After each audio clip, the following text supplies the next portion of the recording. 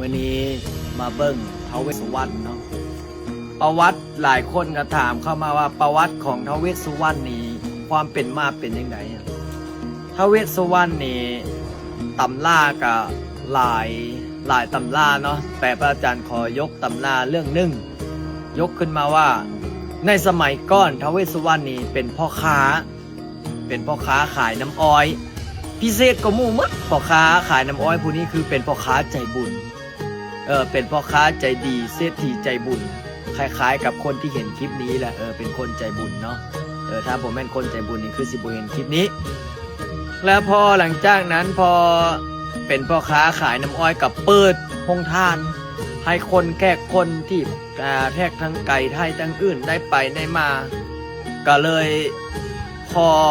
ได้เฮ็ดบุญเฮ็ดทานว่าซั่นคนได้ไก่ทูไก่ทางได้ไปได้มาก็เฮ็ดแจกทองแจกทานคนอื่นนี่ขายแต่อันนี้คนทุกข์คนยากลำบากนี่ในสมัยก่อนคือเป็นพ่อค้าเนาะท้าวเวสสุวรรณนี่ก็เลยแจกเฮ็ดองค์ทองทานด้วยผลบุญผลกุศลด้วยคุณงามความดีได้เฮ็ดนะนี่แหละผู้ใดมักเฮ็ดกินเฮ็ดทานมักเฮ็ดบุญเฮ็ดกุศลมักเฮ็ดบุญเฮ็ดบารมีนะเกิดมาไปอยู่สวรรค์ชั้นฟ้าก็ยังได้เป็นเทพเจ้านะก็ยังได้เป็นเทพเจ้า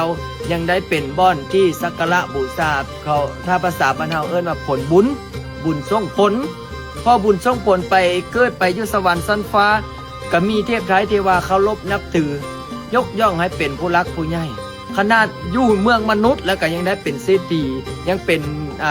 คนใจบุญแล้วขึ้นไปสวรรค์ชั้นฟ้าเทพไทยเทวาเทวดอกเทวดานางฟ้า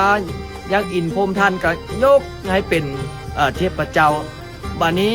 ย้อนมาบัดนี้ความเชื่อบัดนี้พอมาเป็นความเชื่อแล้วบัดนี้มันตั้งมุมมองอีกได้เนาะ